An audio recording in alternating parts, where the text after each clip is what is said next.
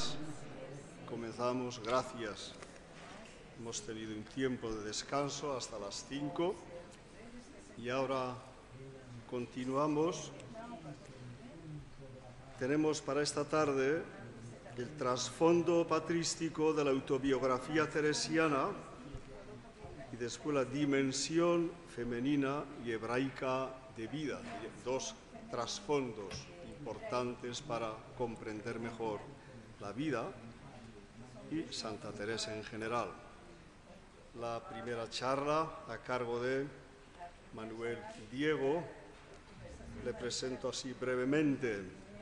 Carmelita de Santa Teresa, de Alba de Tormes precisamente, realizó los estudios aquí en la provincia, pero los amplió en Roma, donde se licenció en liturgia y doctoró en literatura cristiana antigua. También es diplomado en archivística y bibliotecotomía de la Biblioteca Apostólica Vaticana. Ha sido profesor de Patrología y Espiritualidad Patrística en la Facultad de Teología del Teresianum de Roma y en la Facultad de Teología en Burgos. Actualmente reside en Alba de Tormes y es profesor de Espiritualidad Patrística aquí en CITES. Fue director de la revista Archivium Bibliographicum Carmelii Teresiani y es colaborador habitual de las revistas Bibliografía Internationalis Spiritualitatis, Revista de Espiritualidad, Teresianum, Estudios Josefinos, Burgense, etc. Entre sus múltiples publicaciones destacan el comentario al Eclesiastés de Dídimo Alejandrino, estudio patrístico, Historia de la espiritualidad patrística y, sobre temas ya de la orden, hay que destacar Bibliografía sistemática de San Juan de la Cruz y, últimamente, inapreciable, Bibliografía sistemática de Santa Teresa de Jesús. Pues bien, ya tienes la palabra, Manuel Diego. Gracias. Para quien se acercara por vez primera a este mundo de la patrística o de los padres de la Iglesia, solamente dar una noción simple, sencilla, para poder entrar en el tema.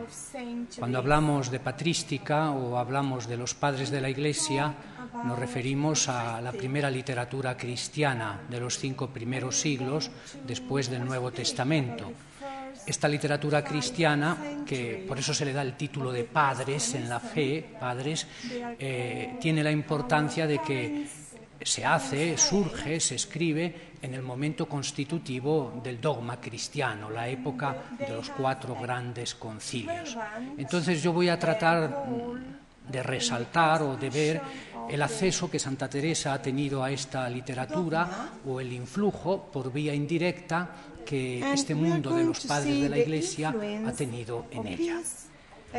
Podemos abrir nuestra intervención diciendo que si hay un libro teresiano susceptible de ser leído y analizado desde los parámetros que nos evocan los antiguos padres de la Iglesia, es precisamente el de la vida. Y esto por razones evidentes, tanto desde el género literario usado como desde los argumentos aducidos a lo largo de sus páginas. Igualmente, desde el presupuesto de las lecturas patrísticas que haya realizado su autora y que aquí se reflejan de forma más o menos explícita. De hecho, nos hallamos ya con ciertos estudios que hacen algunos sondeos parciales en este campo, aunque nunca de forma completa. Afirmamos de antemano que no necesariamente hemos de hacer este trabajo de búsqueda limitándonos a citas explícitas de los padres de la Iglesia en la autobiografía teresiana, puntos claros de contacto o clásicas apreciaciones, todo ello bien evidente. Pero si lo hiciéramos así, no se acaba de ofrecer una visión exacta y completa del planteamiento. Manejamos, por tanto, distintos modos de acercamiento, tratando incluso de insinuar posibles vías de comprensión del tema que ayuden a vislumbrar algunos resultados más efectivos. Un método adecuado de lectura y de interpretación. Comencemos por afirmar que nos encontramos ante un personaje de la mística española con un discreto patrimonio patrístico a sus espaldas. No me gusta exagerar y por eso ya lo digo esto. Es un discreto patrimonio patrístico el que encontramos en Santa Teresa, pero tampoco insignificante, porque aun con los límites de lengua y ediciones inherentes a su época, ha tenido acceso a representantes cualificados de la literatura patrística latina: Agustín, Jerónimo, Gregorio Magno, Juan Casiano, a través de una lectura personal que hasta podemos situar en momentos muy delicados de su propio itinerario espiritual. Bien, tampoco conviene dejar de lado otro dato, y es el del color o matiz de este pensamiento patrístico al que tiene acceso directo Santa Teresa, es decir, lecturas directas solamente estos padres que he nombrado, ¿no? Y algunas de sus obras. Entonces digo, tiene acceso directo solo el típicamente latino, cuando está ya bien constituido el genio del pensamiento cristiano occidental, representado en estos escritores antes citados, que podemos considerar como los más representativos de este área cultural. Digo esto porque hay que distinguir entre patrología latina, patrología griega, patrología siríaca. Santa Teresa tiene acceso a la patrología latina. Pero eso no quita otra posible forma de entender y alargar este influjo más explícito, y es que a través de alguno de ellos y de otras lecturas ha tenido también acceso al pensamiento oriental de la Iglesia, en bastantes aspectos mucho más original por lo que toca a planteamientos espirituales y místicos. Esto quiere decir que, aun no teniendo acceso directo a obras fundamentales de la patrística griega, sin embargo le han llegado argumentos, soluciones espirituales ya bien asimilados y transmitidos a la posteridad por estos autores latinos citados, por lo que se alarga mucho más el discurso, del sedimento patrístico encontrado en Santa Teresa. Y los resultados de búsqueda pues son de más largo alcance de lo que normalmente se piensa y se le atribuye. Digo esto porque es una perspectiva de análisis muy interesante y que te abre a hacer un sondeo a veces que uno no se lo imagina, que Santa Teresa pueda estar de acuerdo con ciertas posiciones orientales. Comencemos por el género literario autobiográfico. La pregunta a la que tendríamos que responder es la siguiente. Cuando Santa Teresa comienza a escribir el libro de la vida, ¿qué modelo literario tenía dentro de la literatura cristiana? ¿Qué modelo literario tenía para poder seguir, para poder inspirarse? Es evidente que a la hora de planificar la escritura del discurso de su vida, yendo más allá de una mera cuenta de conciencia ocasional, como aquellas que le precedieron y siguieron a esta autobiografía, el modelo más a mano que tenía y el más conocido era el de las Confesiones de San Agustín. Un texto con el que en líneas generales ella pudo haber empezado a entrar en contacto durante la etapa abulense de formanda en el monasterio de Santa María de Gracia. No digo con una lectura directa del texto, que parece no, sino al menos en lo que toca a cierta familiaridad con escenas, con contenidos importantes de las Confesiones de Agustín. No debió transcurrir desaprovechada esta ocasión de estancia en las Agustinas de Ávila. Y esto dicho, a pesar de que ella misma sitúa la lectura de Agustín en otra circunstancia, en el momento de lo que se considera su conversión, 1554, siendo ya monja en la Encarnación de Ávila, y teniendo acceso a una versión española del libro agustiniano hecha por Sebastián Toscano y publicada en Salamanca. La huella agustiniana en San Agustín en Santa Teresa ha sido ya muy estudiada, por lo tanto, digamos, yo no me voy a entretener mucho en esto. Quizás conviene ahora insistir más en el modelo literario que ha tenido a disposición la monja abulense y que en ciertos momentos coincide con el mismo propósito agustiniano, y es el siguiente: el repaso de la vida pasada bajo esa coordinada de gracia, pecado, llamada divina, infidelidad, que responde a un esquema inaugurado por San Agustín con tanto éxito y que Santa Teresa intenta repetir, al menos en lo que se considera la primera parte de la redacción autobiográfica, es decir, los 9 primeros capítulos. Justo aquella narración que culmina con la conversión, el momento que ella misma pone en conexión sentimental con la misma conversión de Agustín. Hablo de Vida 9, 7 y 8, capítulo 9, versículos 7 y 8. Es importante que distingamos también la diferencia entre ambos convertidos, que es la siguiente, es decir, no todo coincide entre Teresa y Agustín. Agustín se trata de la conversión de un hombre pagano, sin fe. Teresa era una bautizada.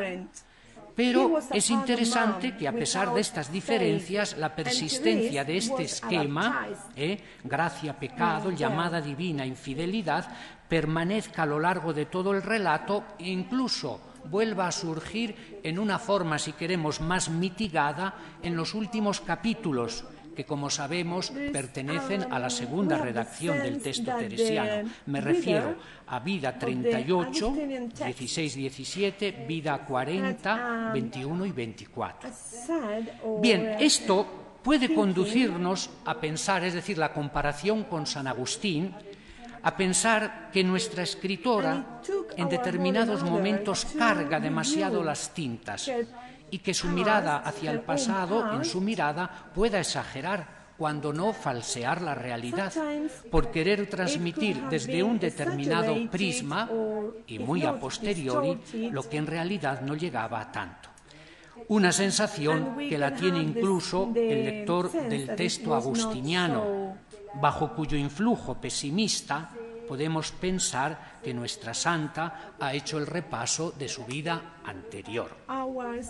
Bien, es una impresión que tampoco se puede evitar en la lectura de la autobiografía teresiana, es decir, que cargue demasiado las tintas, pero que puede ser fruto de una lectura pegada en exceso a la literalidad del texto, al dicho teresiano.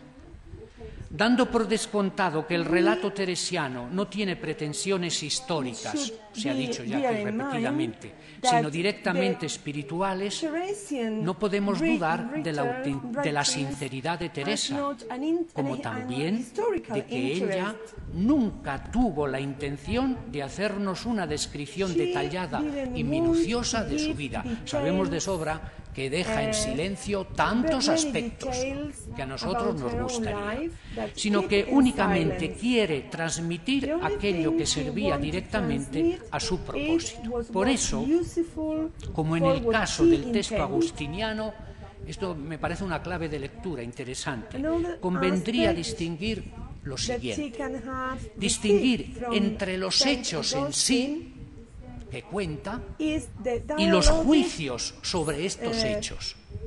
De otra forma, distinguir entre la Teresa narrada y la Teresa narrante o escritora. Los hechos no son falseados o no son transformados por los juicios. Ambos son verdaderos y auténticos, solo que describe, presenta, por ejemplo, la infancia. Ahí están los hechos a la luz de criterios espirituales de su madurez espiritual. Entonces, no hay oposición, sino complementariedad, una visión más completa de las cosas y de la situación, lo que no significa tampoco ausencia de creación literaria y hasta el peso que tiene en el relato la técnica retórica. Bien, esto es importante para evitar un poco esa lectura.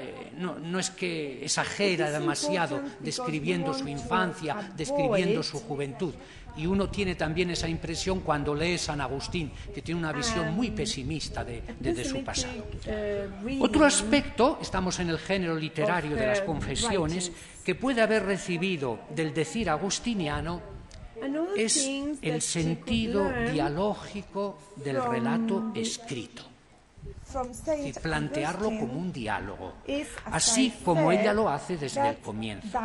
Un estilo que ahora pone en ejercicio por vez primera y que en cierta manera retornará a menudo en los títulos teresianos posteriores. Bien, sabemos que ella habla sobre todo con el padre García de Toledo, al cual se dirige de vez en cuando. Pero cuando yo hablo aquí del sentido dialógico, me refiero a otra cosa que aparece en Vida. El sentido dialógico alcanza en su meta, además de esos posibles lectores, a un interlocutor más decisivo y más importante, porque su historia personal la concibe como un drama que se resuelve entre un tú con mayúscula y un yo.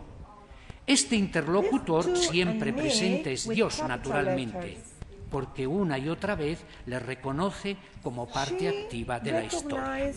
Y de ahí que frecuentemente en la vida el relato cambia de tono y se transforma en oración dirigida a Dios, en clima de oración que permite una salida espontánea en aclamaciones, invocaciones, acciones de gracias, peticiones, etc. Dicho de otra forma, está orando también cuando narra. Y orando se entiende a sí misma y se da a entender a los demás desde el único punto de referencia más seguro que puede explicar su trayectoria, la llamada de Dios. Ya decíamos que este estilo oracional que encontramos en Vida no es exclusivo de este texto, ¿no? Aparece de nuevo en las otras obras teresianas. Pero esto nos dice ya hasta qué punto se ha dejado influenciar, del estilo literario agustiniano y cómo este desemboque oracional tiene su objetivo dentro de todo el relato, que sería el siguiente. El objetivo que tiene sería el de la participación del actor o sujeto principal de su existencia, hasta tal punto de hacérselo notar al mismo lector, que de esta forma se implica directamente en el relato. No es banal, por eso, decir que Vida es un libro de oración, donde ella habla y escribe también para ese Dios que ha hecho de la pequeña historia de Teresa una historia de salvación.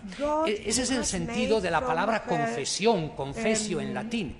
Cuando nosotros entendemos la confesión, se ha dicho algo esta mañana, nos parece contar los pecados pasados. No es el sentido ese. El sentido de las confesiones de San Agustín es el sentido sálmico de confesar, alabar, dar gracias.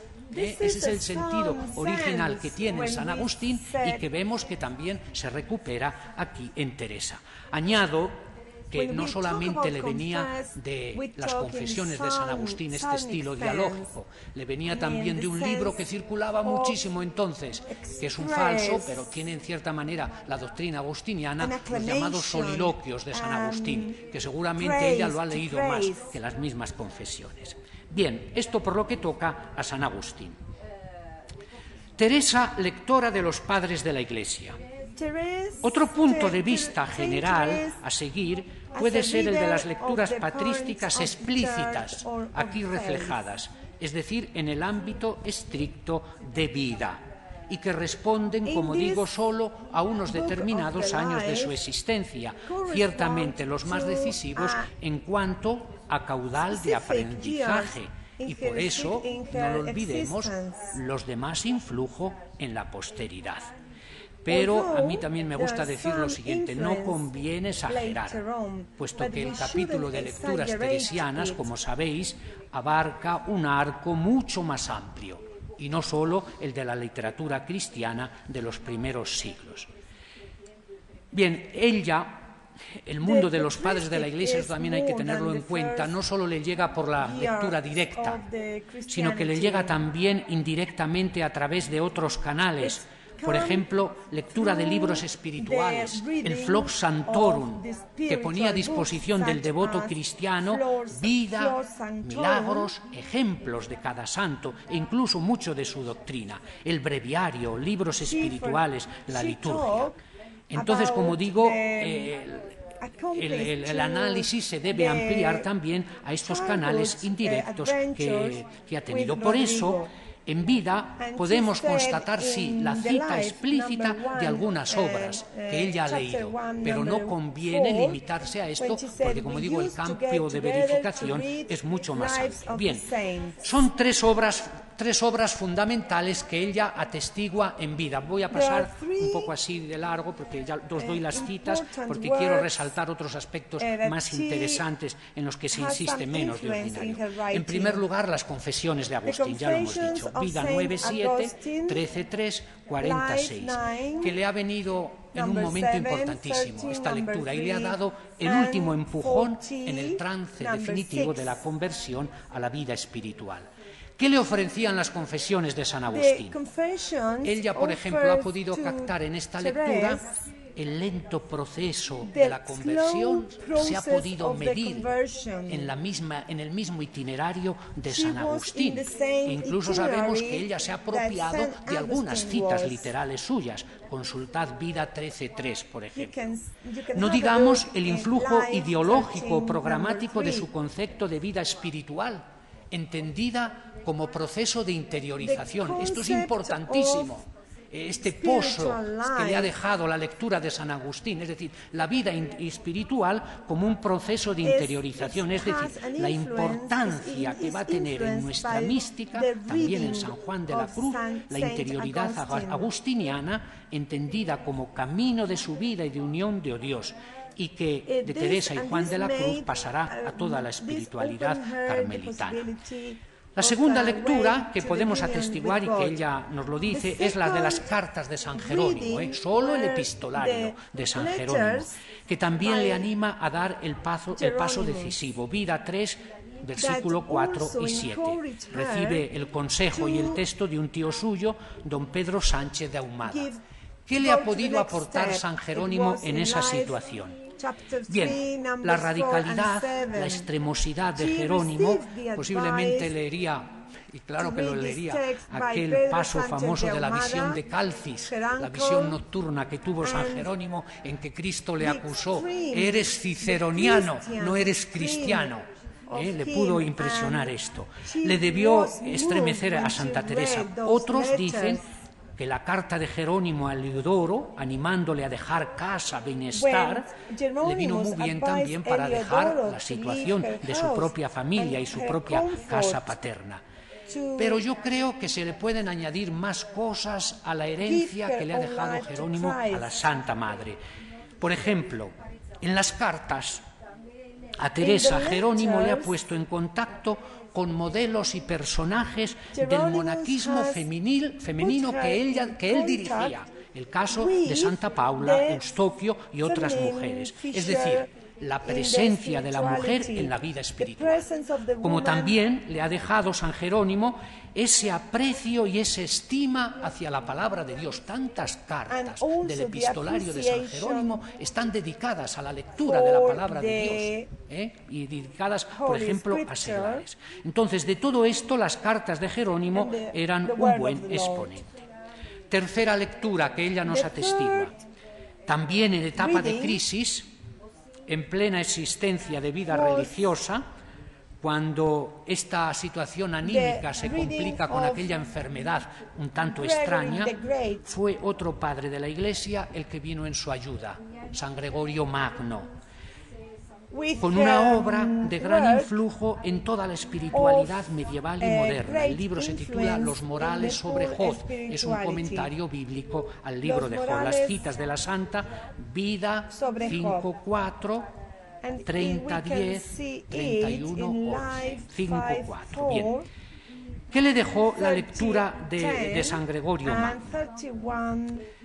Además de esa figura sufriente de Job, que le venía muy bien en esa situación para ella, yo pienso que le ha dejado la salida exegética que plantea San Gregorio Magno para un libro tan difícil de interpretar como es el libro de Job todavía. Esa salida exegética, es decir, la comprensión de un libro tan difícil, le pudo resultar muy útil a ella, como también la comprensión y la aplicación espiritual de tantos pasos bíblicos, muchos de ellos muy recurridos hasta en la misma predicación. Es decir, que la lectura espiritual de la Biblia, que a menudo hace nuestra santa, bien pudo, entre otros sitios, recibirla de aquí, de acuerdo a la sensibilidad bíblica de Gregorio, muy en consonancia con la interpretación espiritual origeniana. Bien, quiero resaltar una cosa.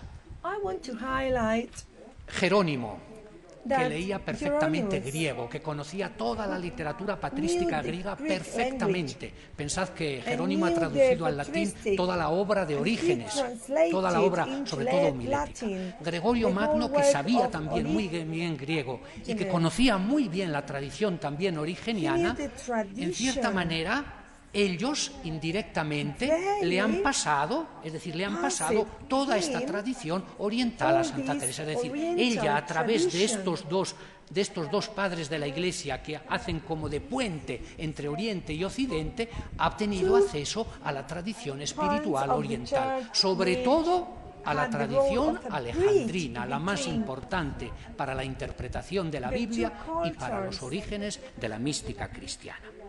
Voy adelante. La mística del martirio.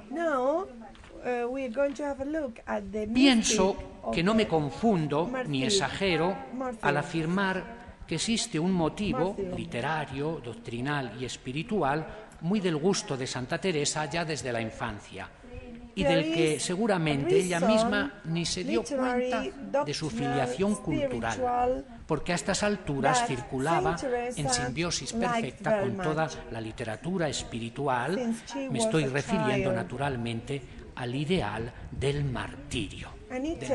Pero seguramente sin saberlo ella dio, por decirlo así, con el motivo más original, más primigenio de la espiritualidad cristiana, del que posteriormente hasta la misma mística, al menos en cuanto a lenguaje y en cuanto a símbolos, se sirvió en forma muy abundante. Nos referimos, ya lo he dicho, al tema del martirio, que al juzgar por la presencia cuantitativa de referencias en todo el corpus teresiano, era un motivo espiritual muy querido suyo. He consultado las concordancias y fijaros, de acuerdo a las posibles variantes del término, habla del martirio como ideal en 48 ocasiones, en todas las obras. De esas 48 ocasiones que están a lo largo de sus obras, 9 en el texto que estamos analizando, en la autobiografía. Es evidente que para este tema, como para otros, aquí ha jugado un papel primordial el Flos Sanctorum, que decíamos, y la liturgia, donde entraban a formar parte del discurso la literatura de las actas antiguas de los mártires. Hay que tener en cuenta esto, actas auténticas y actas espurias, pero siempre literatura espiritual del martirio. Teresa parece que desde la infancia admira sobre todo la eficacia del martirio como medio rápido e infalible para conseguir la salvación. Leo el texto de Vida 1.4. Como veía los martirios que por Dios las santas pasaban, parecíame compraban muy barato el ir a gozar de Dios, y deseaba yo mucho morir así. Este párrafo memorable de la autobiografía, que tanto ha inspirado a biógrafos, artistas, literatos, nos descubre una dimensión precoz y secreta de Teresa, la de querer repetir la gesta martirial por unirse, dice ella, unirse tan en breve con Dios. Es decir, ha percibido muy pronto el valor que tiene el martirio cristiano como supremo testimonio de Cristo que procura de inmediato la unión con Dios. Pero ella ya también empieza a intuir que ante la imposibilidad de cumplir materialmente, cruentamente tal deseo, es decir, ha sentido esa imposibilidad, no pudo llegar al martirio, ella empieza a intuir lo siguiente: debe existir otra posibilidad, que sin coincidir en la forma física y violenta del acto, sin embargo, contenga toda la fuerza y virtualidad del gesto. Dice en Vida 1:5, de que vi era imposible ir a donde me matasen por Dios, ordenábamos ser ermitaños. Es una referencia curiosa esta, ¿eh? No es improbable que aun estando en un contexto infantil, donde se confunde juego, realidad y ficción, Teresa sí que ha podido percibir la trascendencia de aquel acto y decisión con una respuesta muy semejante a la del gran monje San Antonio ante la imposibilidad de sufrir el martirio en la ciudad de la Alejandría. Yo algunas veces citaré aquí la vida de San Antonio escrita por San Atanasio, porque aunque no la he leído, encuentro como muchos puntos de coincidencia. Y en el texto de la vida de San Antonio es la primera vez que en la literatura cristiana se da ese trasvase del martirio cruento al martirio espiritual. Os leo el texto de San Antonio. Dice: deseaba ser mártir, San Antonio, el monje, la anacoreta, y se entristecía porque no podía dar testimonio. Antonio se volvió a su morada, al desierto, y allí vivía día tras día un martirio interior, combatiendo las batallas de la fe, y practicaba la ascesis con una intensidad cada vez mayor. Lo importante de esta anécdota es la recepción que la santa hizo de esa asociación entre martirio y monaquismo, vida religiosa, que ya se había efectuado en la misma literatura monástica antigua y que daría un resultado, digamos, un resultado muy importante en la posteridad. A nosotros nos interesa recalcar este gesto inicial porque marca el comienzo de una tendencia que irá a más y que sobre todo caminará a una integración del martirio dentro de un contexto mucho más amplio y que abarca todas las expresiones de la vida espiritual. Esto es lo que me interesa a mí resaltar cómo la mística del martirio cristiano, es decir, ella la pasa a la vida espiritual. Bien. Del capítulo 20 de este libro en adelante, Teresa abunda mucho en ese dolor por el sentimiento de ausencia de Dios o por el deseo de estar con Él, una especie de descripción vital de lo que posteriormente Juan de la Cruz elaborará con el símbolo de noche. Por eso, quitando una ocasión en que alude expresamente a los sufrimientos que procura la misma vida social del mundo, del que se quiere evadir y del que se quiere liberar, en el resto de las ocasiones esta referencia martirial tiene un marcado acento íntimo, personal, en cuanto referido al propio proceso de la vida espiritual. Es decir, el martirio como parámetro de comparación para dar a entender la fuerza y consistencia de ese sufrimiento espiritual, la soledad, el dolor y la violencia que conlleva para mantener ante uno mismo la confesión de la fe, la esperanza y el amor en Dios. Dolor que en una ocasión la santa tiene una expresión preciosa. Cuando habla de este martirio espiritual dice: pena tan delgada y penetrativa.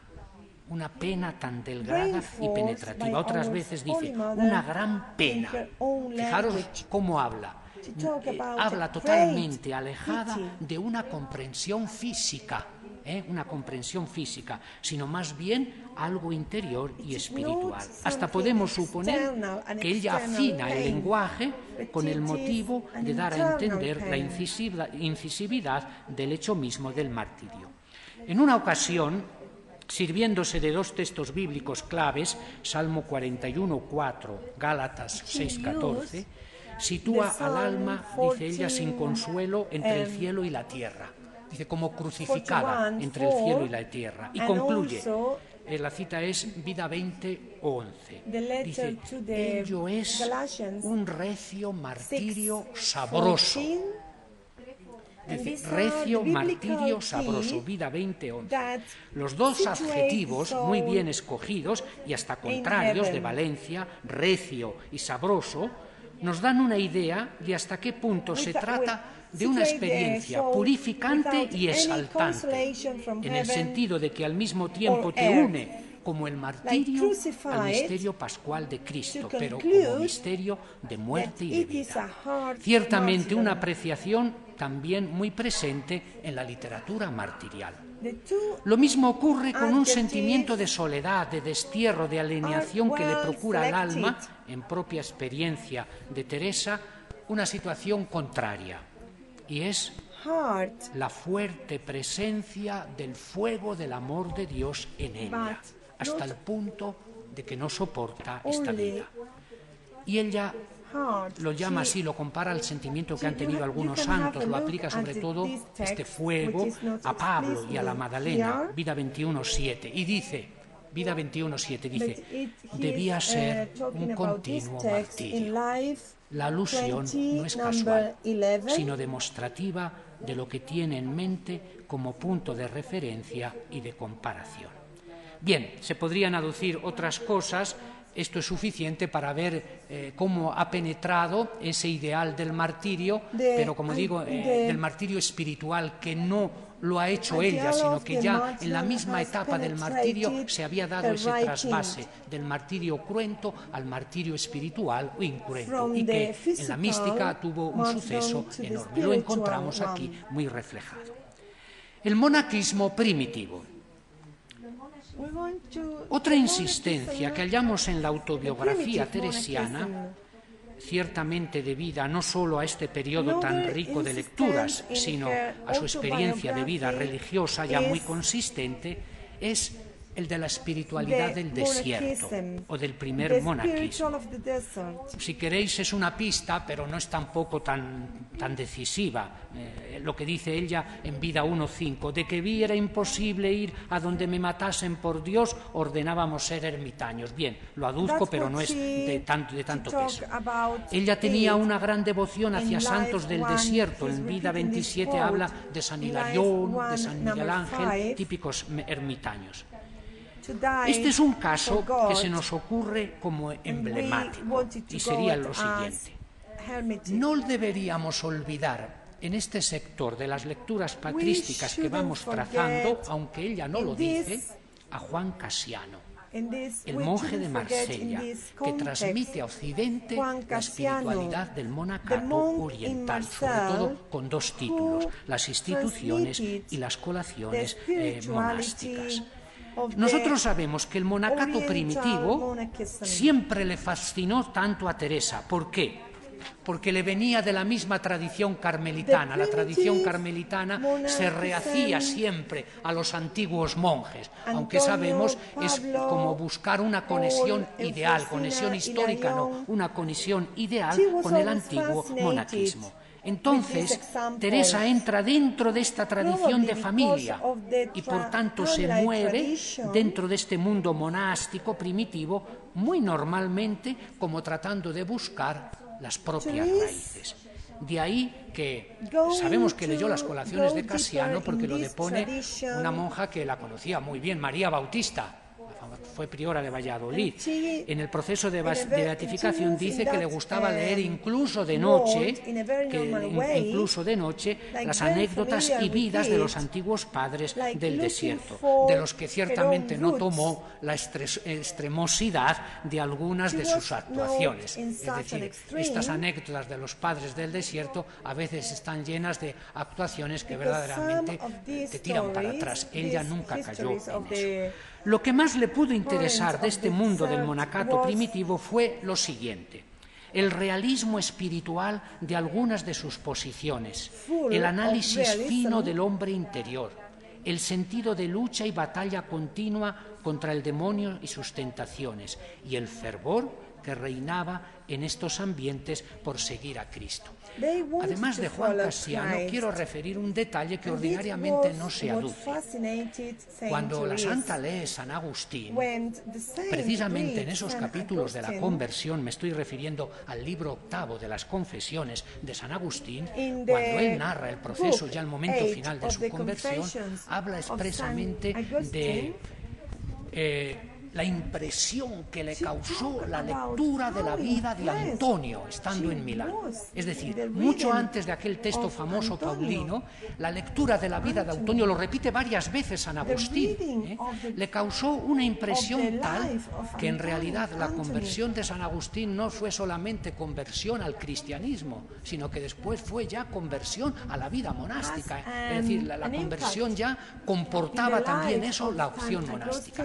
Como digo, esto no se suele decir cuando analizamos el contacto de San Agustín con Santa Teresa, pero por varias ocasiones lo cita, y esta referencia a Antonio, al monacato antiguo, Teresa leyendo a Agustín lo ha percibido ahí. Insisto, es el libro octavo en los capítulos 6 y 12 de las Confesiones de San Agustín. Bien, voy a referirme sobre el influjo monástico a algunos aspectos. A mí me parece que hay unos capítulos en la vida, sobre todo cuando ella habla en el análisis y la fenomenología de la tentación, que no se pueden entender, no se pueden interpretar sin tener en cuenta esta literatura monástica. Me refiero en concreto a los capítulos 25 y 26 y 30 y 31 de la autobiografía. Sabéis, en estos capítulos, en cierta manera, ella pone orden, sistematiza la ley evangélica de la tentación y hace lo que pudiéramos llamar como un tratado de demonología. Bien, no es difícil encontrar afinidades de planteamiento y de análisis con la más antigua literatura monástica que desde la vida de Antonio organiza y desarrolla todo este patrimonio espiritual de la tentación. Por ejemplo, la Santa ofrece una criteriología de la tentación. En esa situación de incertidumbre y de dolor, cuando se siente el peligro de vivir en el engaño, Teresa recuerda algunos síntomas o criterios. Ella los llama los malos efectos, dice ella, Vida 25.10. ¿Y cuáles son esos malos efectos? Para detectar la presencia del enemigo o si de verdaderamente es Espíritu de Dios. En su mayor parte son síntomas de carácter psicológico, palabras sordas, fantaseadas, con poca claridad, que no hacen operación, Vida 25.3. No como las palabras del Señor, que son palabras y obras, Vida 25.3. Sequedad, inquietud en el alma, Vida 25.10, que queda espantada y con gran disgusto, Vida 25.11. Una y otra vez, ella en este campo se reclama a la experiencia, porque según la clásica ciencia monástica, el enemigo no se presenta siempre igual, siempre es distinto, es capaz de cambiar y de mutarse. Y dice ella, puede hacer muchos embustes el demonio, y así no hay en esto cosa tan cierta que no lo sea más temer e ir siempre con aviso, y tener maestro que sea letrado, y no le callar nada, y con esto ningún daño puede venir. Vida 25.14. La importancia también del confesor letrado, instruido en la Escritura, es el referente correspondiente al Abba, al Padre espiritual, bajo cuya obediencia el iniciado camina seguro en la vía del desierto. Ella lo remacha muy bien esto, el sentido de la obediencia, en el capítulo 26. Bien, yo no quiero decir que haya una exactitud puntual de planteamientos. Sin embargo, la cercanía de posiciones es muy clara y nos pone en condiciones de valorar mucho mejor el trasfondo de la espiritualidad patrística que tiene la escritora mística en este campo.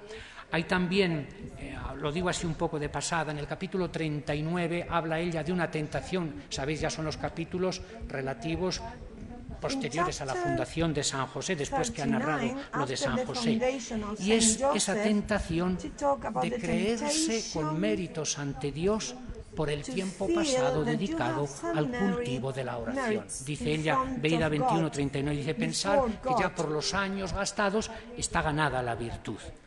Y dice, nos parece, hemos de tasar nuestro aprovechamiento por los años que tenemos algún ejercicio de oración. Vida 39. Esta tentación trasladada al camino místico sería como poner medida a la iniciativa divina. Ella lo juzga por lo sucedido en las primeras monjas, las primeras vocaciones del monasterio de San José, y dice tajantemente, dalo el Señor a quien quiere y aún a quien mejor se dispone. Este capítulo 39 dedica una larga reflexión a este problema que puede afectar a las personas espirituales más a las que se hallan dentro de la institución de la vida consagrada. Curiosamente, San Antonio tiene un largo discurso también sobre este problema. El problema, es decir, del que está en el desierto, tantos años llevo en el desierto y no he tenido una visión. Es decir, la tentación de abandonar la vida ascética, la vida espiritual. Bien, San Antonio lo justifica desde la urgencia cristológica.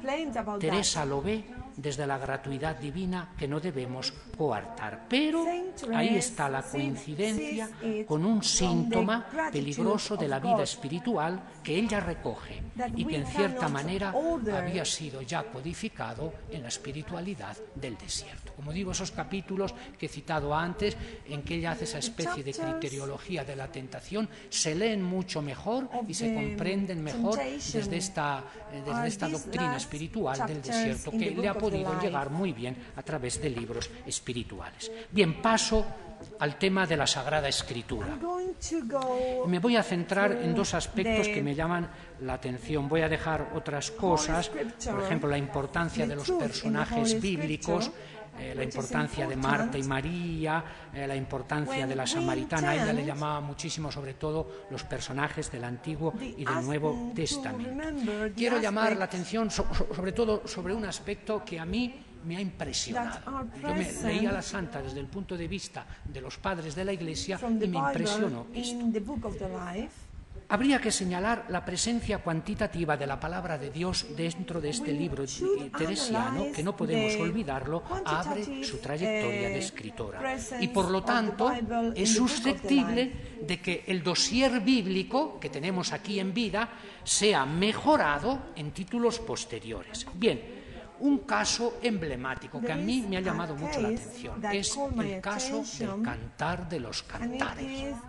La función del Cantar de los Cantares en la narración de la autobiografía teresiana. Sabéis que desde Orígenes, desde el siglo III, ha sido Orígenes el primero que la interpretación del Cantar de los Cantares la ha puesto en la línea mística que llega hasta hoy. La línea mística del Cantar de los Cantares la hemos recibido de la tradición alejandrina, no de la tradición antioquena, exegética. Y como digo, es Orígenes el primero que ha dado esta dimensión. Seguramente que el Cantar de los Cantares es uno de los libros bíblicos más citados y comentados por nuestra santa. Según la estadística de las concordancias, 54 ocasiones que lo cita, además del comentario, como sabéis, las meditaciones. Bien, tiene su razón de ser esta constatación, porque, además de haberlo comentado en buena parte de su contenido, cosa insólita para su tiempo, es decir, un libro en que es una maravilla cómo teje todo el relato a través del Cantar de los Cantares es el libro de las moradas. Es una presencia cuantitativa muy importante. ¿Qué ocurre con el libro de la vida? Si la prueba la hacemos en el libro de la vida, nos llevamos una gran decepción al respecto, una gran decepción. Más todavía si pensamos que buena parte de él narra momentos importantes de su vida mística, por lo menos hasta la gracia del desposorio, pero lo termina antes, como sabemos, del matrimonio espiritual, 1572. Podemos decir que el Cantar prácticamente está ausente de este relato, y no debería ser así. Teresa, cuando escribe Vida, parece que no ha descubierto aún la importancia del cantar, pues apenas lo cita de paso una sola vez. Hay una sola cita, y muy de paso, Vida 27:10, sobre el mirarse de los esposos. Y es que cada vez se hace más camino una hipótesis que ayuda a entender la importancia de este libro bíblico en el conjunto de la mística teresiana. Repito, Teresa de Jesús acaba la autobiografía 1565. La hipótesis que se hace camino sería la siguiente. Aparte de otros influjos y otras ocasiones, como la liturgia, los sermones, todo parece indicar que ha sido el contacto posterior con Juan de la Cruz en los años de la encarnación de Ávila, el famoso priorato 1571-1574, ese contacto con San Juan de la Cruz, lo que podemos considerar como el factor decisivo para descubrir este libro bíblico del que ella ya jamás prescindirá en su vida espiritual. Bien, en nuestro caso no ocurre detenerse más, pero si queréis es una anomalía o es un desencuentro con la patrística. Me hubiera gustado encontrar más, pero es una anomalía que será subsanada no tardando mucho. Pero esa única cita nos pone ya en la misma clave de los padres, sobre todo en la corriente alejandrina que Juan de la Cruz y Teresa recibirán y transmitirán innovando a la posteridad espiritual. Hacer esta constatación tiene su importancia, dada la presencia decisiva del cantar en la mística de los santos carmelitas. Podemos afirmar al respecto que en vida nos hallamos con una situación previa, inferior a lo que será toda la producción teresiana posterior, y que por lo tanto ella no ha descubierto todavía el papel primordial que tiene este libro bíblico en la experiencia y lenguaje místicos, así como lo hará en sus libros de madurez. Bien, es una constatación que me ha gustado porque es decir, Teresa entrará de lleno en esa tradición patrística que hunde sus raíces en el siglo III. Y hay otra cita bíblica, que con eso termino, que quiero llamar la atención, porque es una cita bíblica importantísima también en la mística alejandrina, la mística origeniana, y que curiosamente en la Santa tiene mucha importancia. Y me ha impresionado que en la obra de San Juan de la Cruz no aparece nunca ese texto, y sin embargo en la Santa sí. Bien, llamo la atención sobre otro paso bíblico que tiene una especial resonancia en vida, aunque lo volvemos a encontrar en otras obras teresianas. Nunca este paso viene citado por San Juan de la Cruz, lo repito. Nos referimos a Malaquías 3:20. 4:2 en la Vulgata, Malaquías 3:20, donde se habla el sol de justicia, el sol de justicia que brillará para los justos.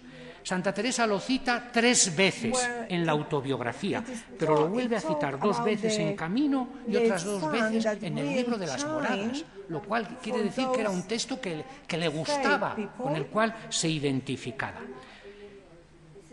Quizá ella no sabía, claro que no lo sabía, la importancia y el trasfondo teológico y espiritual que tenía este texto dentro ya de la tradición patrística. Voy a tratar de resumirlo brevemente.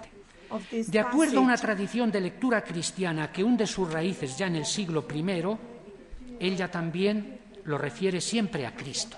El sol de justicia es Cristo, también según aquel título de las antífonas O del Adviento, O sol. ¿Os acordáis? Bien, entonces ella lo refiere a Cristo, que es el que ilumina el alma y que se pone bajo su influjo o sus rayos. Dice gráficamente, la cita es Vida 35:14. Dice, los ojos en él, y no hayan miedo se ponga este sol de justicia, ni nos deje caminar de noche, para que nos perdamos, si primero no le dejamos a él. Ciertamente Teresa no sabía ni había percibido la importancia de este texto del Antiguo Testamento, que enseguida entró a formar parte del dossier cristológico o mesiánico usado por la Iglesia.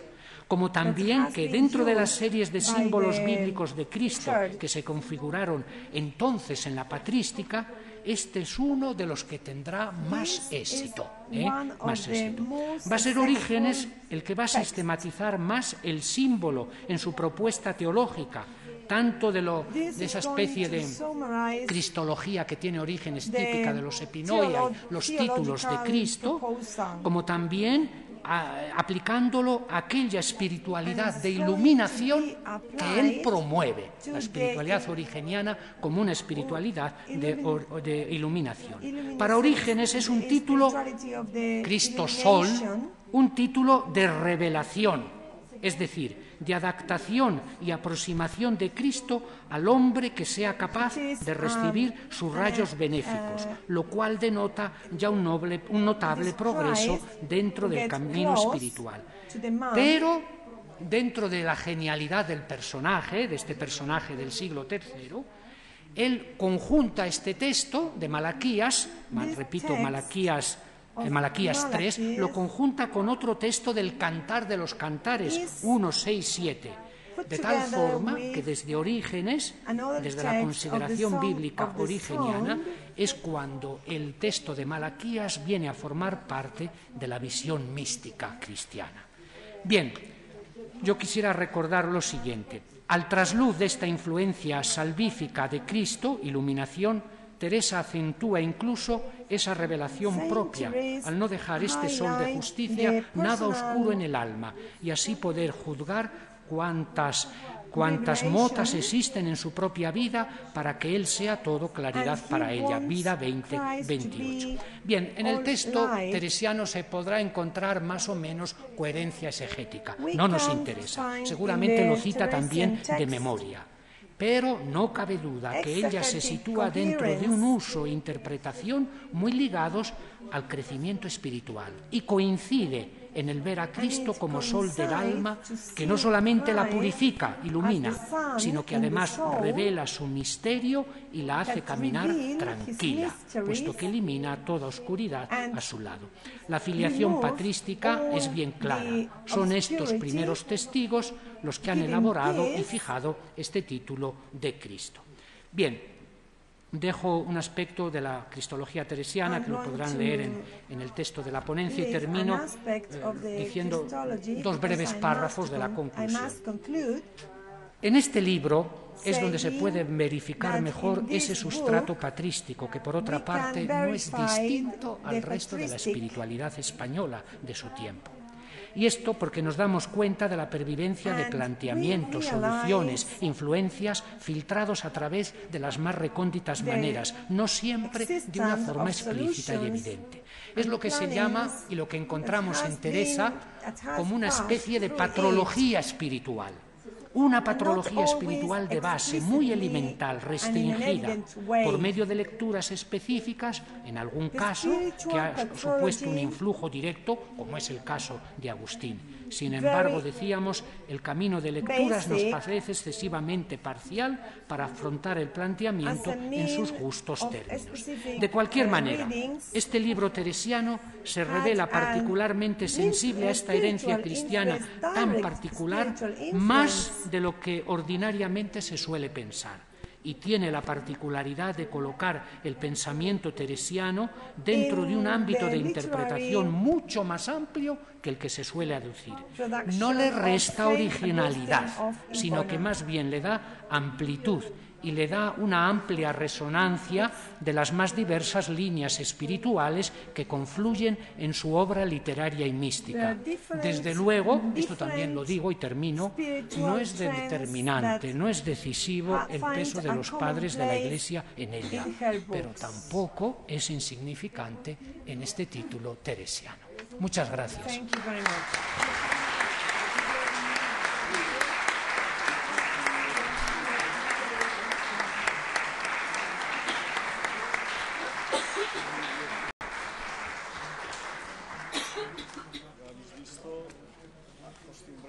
Acostumbrado a dar lecciones, el profesor metódico, claro y sobrio también en los juicios, las fuentes, incidencias diferentes en Santa Teresa de la patrística. Gracias a la media nos encontramos de nuevo. At 6:30 we will meet again for the next conference.